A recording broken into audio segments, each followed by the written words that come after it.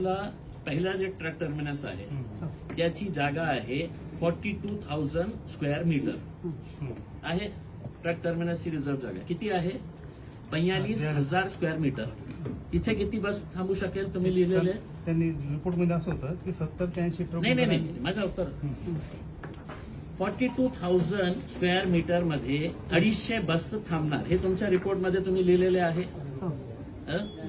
250 बस 42,000 ला 50% करा आपण, किती होणार? 21,000 होणार.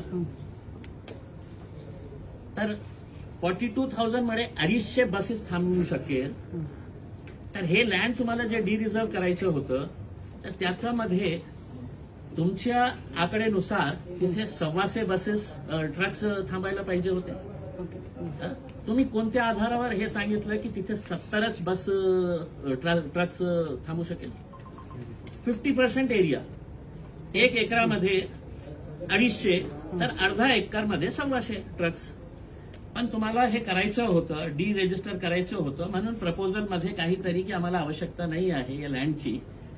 नाही तर याचं स्पष्टीकरण तुमच्या मॅथमॅटिक्स प्रमाणे. माझं मॅथमॅटिक्स वीक आहे तर तुम्ही समजावून सांगा. 42,000 मध्ये 250 बसेस तर 21,000 मध्ये किती ट्रक्स थांबायला पाहिजे सर? तर त्याच्या सुविधा आणि दोन टर्न होता टर्नमुळे त्यांनी इंजिनिअरिंग साहेबांनी म्हणलं की टर्न होत नाही गाड्या, मोटरच्या गाड्या असतात ना. आपण गेले का सर तिथे कोणी आपल्यापैकी तिघांपैकी? म्हणजे आम्ही जेव्हा गेलो आजही आमच्या सोबत तुम्ही चाललं तर तिथे रॅडिको कंपनी आहे. तिथे लोकांना आम्ही जेव्हा भेटलो, आम्ही सगळं मीडियावाले गेले होते. रस्त्यांच्या दोन्ही बाजूने दररोज 150 ट्रक्स तिथे येतात दररोज.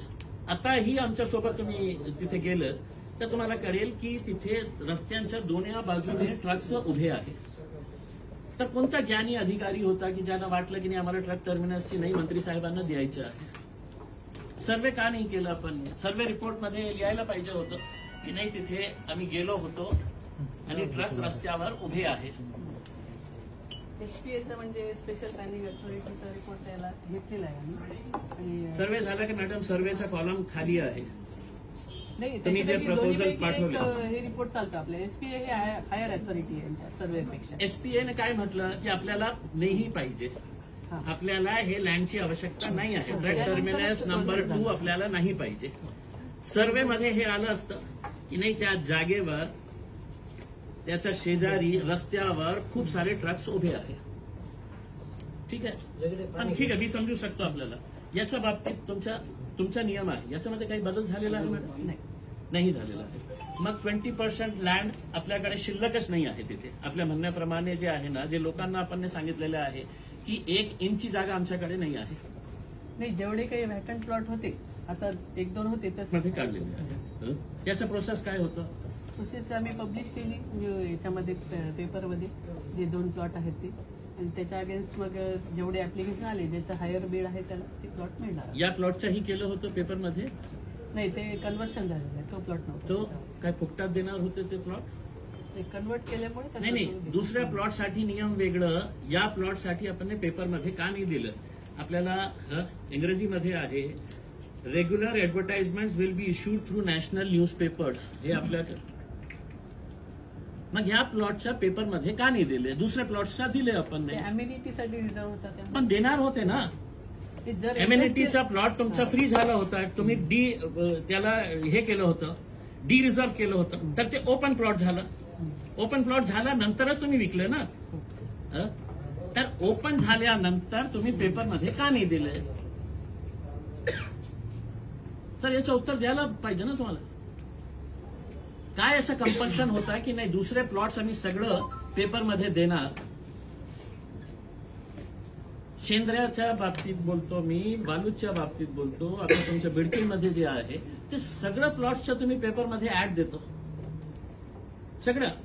याचा का नाही दिलं? पण आपण ते लँड देत आहे. हे महाशयनी जे लँड घेतलेलं आहे 106 कोटी रुपयाची फॅक्टरी तयार करून किती लोकांना नोकऱ्या मिळणार आहे त्याच्यामध्ये?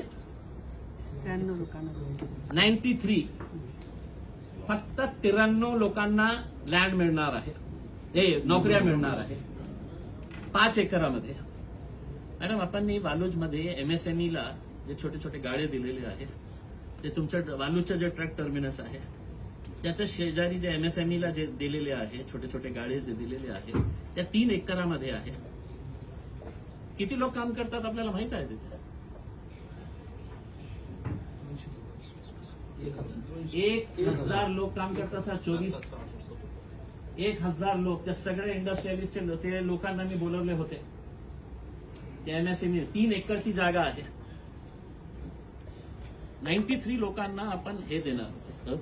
समजा माझी पण इच्छा होती तिथे ते लँड घेण्याची, मी तुम्हाला जास्त बिल्डिंग मध्ये जास्त पैसे दिले असते. मी 93च्या ऐवजी 150 लोकांना, तर तुमच्याकडे हे चॉईस झाली असती की आपल्याला कुणाला द्यायचं आहे. आता आपल्याला हे सांगा मॅडम की याच्या अगोदर आपल्याकडे खूप सारे अर्ज आले असेल की आम्हाला कितने आए थे सर?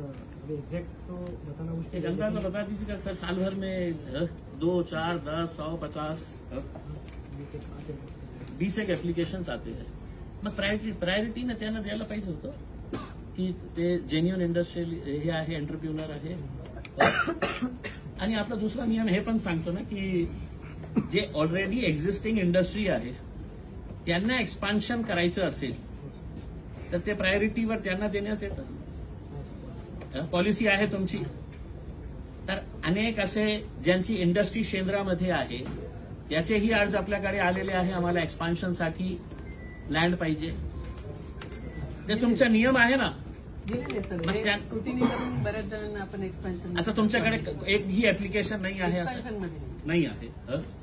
हे श्रमिक उद्योजक सहकारी औद्योगिक वसाहत या लोकांनी आपल्याकडे अर्ज केलं होतं सगळ्यांनी. आणि हे शुद्ध महाराष्ट्रीयन मराठी लोक आहे. महाराष्ट्रीयन मराठी लोक जे तिथे काम करत आहे आणि शुद्ध मराठी लोक आहे. कष्ट करणारे, मेहनत करणारे, वडापाव विकणारे नाही. त्यांच्या मुलांना वडापाव नाही, ते इंडस्ट्रीच्या काम करत आहे. असे 60 लोकांनी मॅडम आपल्याकडे पुरावा हे देऊन, अर्ज देऊन, हे आपला अर्ज, त्यांचा अर्ज आहे.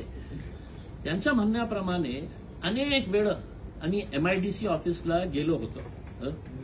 काकडे, वामनराव, बलवंत, नारायणराव, अप्पासाहेब, मधुकर, दिनकर, हेमलता, सागर, ज्ञानोबा, हे सगळे मराठी लोक आहेत. त्यांना पण नाही दिलं.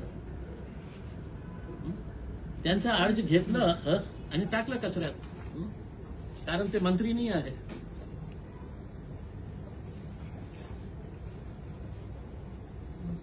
हे सगळे लोक आज भाड्याने जागा घेऊन तिथे आपली छोटी छोटी इंडस्ट्री चालवत आहे.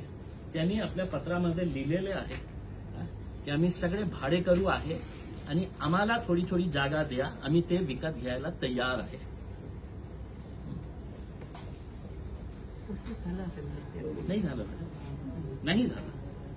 तुम्ही त्याच्यावर ते सगळं तुम्ही सांगितलं तर मी उद्या हे सगळ्या लोकांना तुमच्या समोर आणून की किती वेळा इथे आले होते ते आणि त्यांना आपण दिले नाही.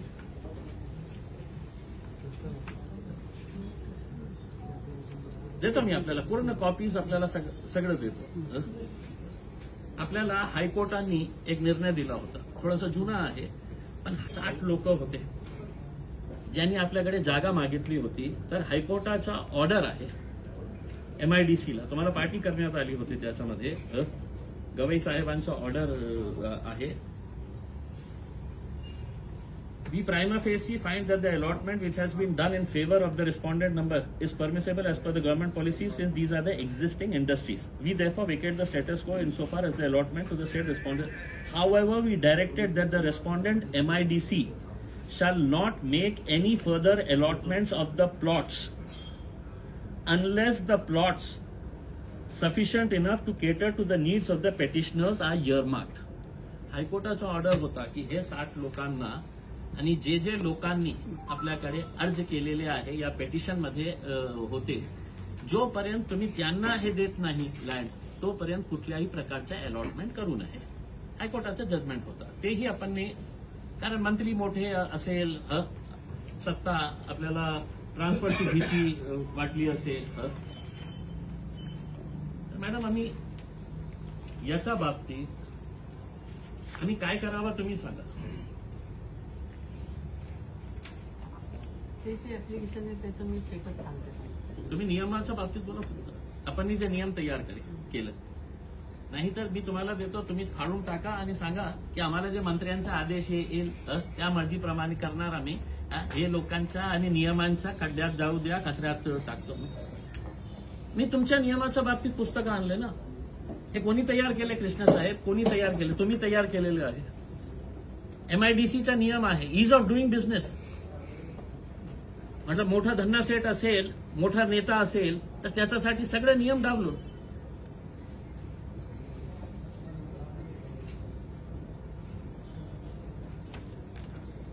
हेच कन्व्हर्शन वगैरे सगळं हेड ऑफिस स्तरावर होतं. जे झालं ना आम्ही मॅडम. फक्त प्रस्ताव पाठवतो. मॅडम मी Conversion. मानतो आणि तेही नाही केलं तर मी कोर्टात जाणार. इतका वर्षाची आपली नोकरी आहे, मग लढा.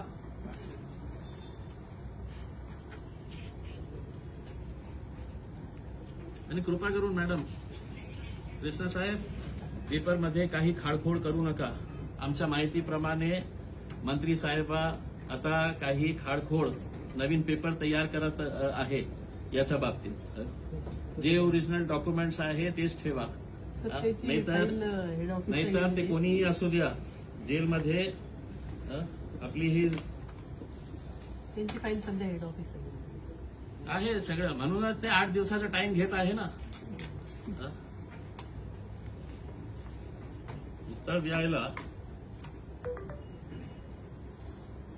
आमची एक मागणी आहे की आपण जसा नियमांचं सगळं उल्लंघन करून हे प्लॉट अलॉट केले मंत्री साहेबांना,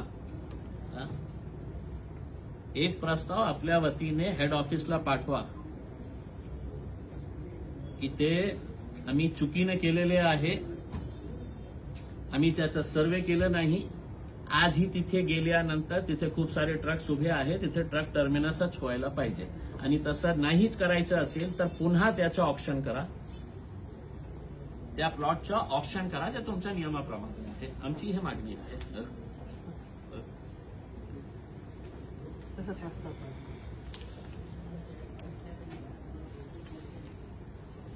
कसं शेवटचं मॅडम नाहीतर काय आहे, मी कृष्ण साहेब अननेसेसरी नहीं क्या, you all will be in trouble.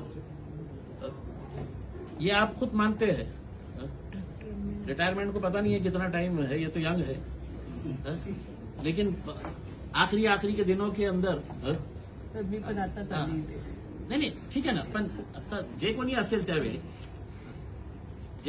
त्यावेळी त्यांनाही सांगतो मी की तुम्ही नियमाप्रमाणे करा.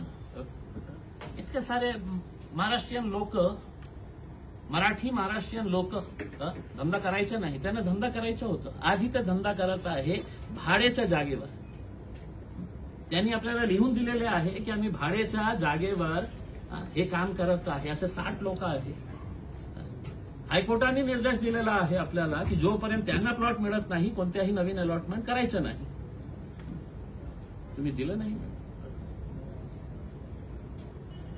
तर आमची अपेक्षा हे आहे, नाहीतर आम्ही तर सोडणार नाही मॅडम. मी मतलब स्पष्टपणे बोलतो कृष्ण साहेब, हे सरकार काही करेल नाही करेल मला माहित नाही आहे की आपल्या नेत्याचा विरोध कशाला जायचं.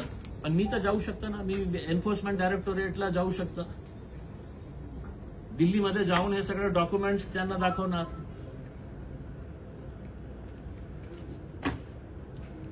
शेवटचं काम ते ट्रक तिथं थांबवायला द्या, नाही तर पुन्हा ऑप्शन करा. पुन्हा ऑप्शन करा ना. म्हणजे तुम्ही सगळं नियम, म्हणजे हे जे पुस्तक आहे ना हे माझी नाही आहे, मी तयार केलेलं आहे. आणि कृष्णा साहेब मला म्हणतात की FDI काय फॉर्च्यून 500 कंपनी होती का ते? 2000-3000 कोटी रुपये किर्लोस्कर सारखे येत आहे. टाटा बिर्ला साहेब येत आहे. ठीक आहे, शहराचे टाटा बिर्ला ते बनलेले आहे. पण जे नियम आहे ते नियमाप्रमाणे आम्ही फक्त आमची मागणी हे आहे की या नियमाप्रमाणे तुम्ही त्यांच्या प्लॉटचा आता कॅन्सल करा, प्रस्ताव पाठवा. ते तुमचे हेड ऑफिस करतील नाही करतील, नाही तर आम्ही तर कंप्लेंटमध्ये तुमच्या सगळ्यांचं नावं घेणार आहे की याच्यामध्ये आपल्या संगनमताने हे सगळं झालेलं आहे. आणि बहुतेक जे 6 कोटी 6.5 कोटी रुपये तुम्ही प्लॉट विकलेले आहे त्याचं ऑप्शन झालं असतं तर ते पैसे माझ्या खिशात मध्ये नाही आले असते, MIDCला मिळाले असते. बहुतेक कोणती दुसरा जे इंटरेस्टेड पार्टी असलं असतं ते 10 कोटी रुपये तुम्हाला दिले असते.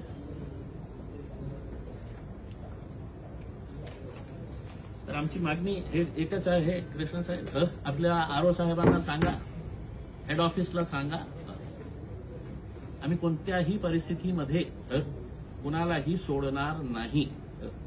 जे आम्हाला करायचं आहे, आंदोलन करायचं आंदोलन करू, कोर्टामध्ये जाण्याची तयारी आम्ही ठेवलेली आहे आणि सरकारलाही आम्ही सगळं पुरावे देणार आहे. ते काही केलं नाही केलं तर स्वतः मी enforcement directorate, anti corruption wing of CBI आणि इन्कम टॅक्सलाही पाठवणार आहे की असे 27 कोटी रुपये स्वतःच्या खिशातून देणारा मंत्री रिक्षा चालवणारा म्हणतो तर बघू आम्ही. ठीक आहे.